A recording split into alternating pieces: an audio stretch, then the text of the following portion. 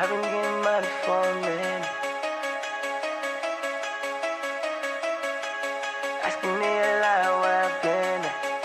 But I've been getting money for a minute. I see I've been getting money for a minute. Ha, just kidding. In the early 1800s, the Democratic Party was founded. As social and governmental issues played a larger role in people's lives, parties have changed throughout the course of history. The original views and beliefs of the Democratic Party differentiate from today's Democrat. Do you identify yourself as a Democrat? Andrew Jackson is a prime example of what the 1800s Democrat stood for and believed. As a Southern Confederate man, there were a few main principles that he associated with. Slavery was to be completely legal, as blacks were seen as property. Democrats believed in small government, and they didn't see the government as having a huge role in their lives. Lastly, they were against the national bank. That directly correlates with a limited government view.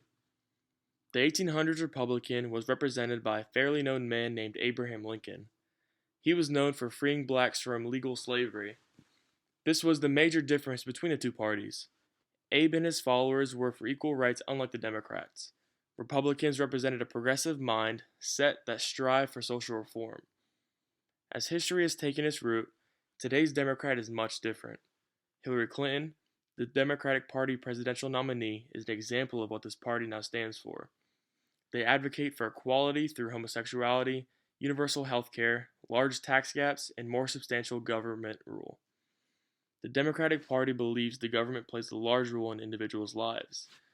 The Progressive Party's platform was very similar to the modern Democrat.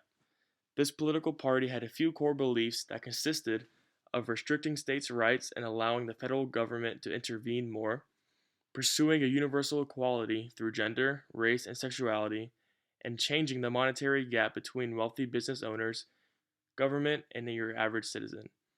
If you look at what policies and views Hillary ran on during her campaign, you'll find these are very similar to what she proposed, or what the Progressive Party proposed.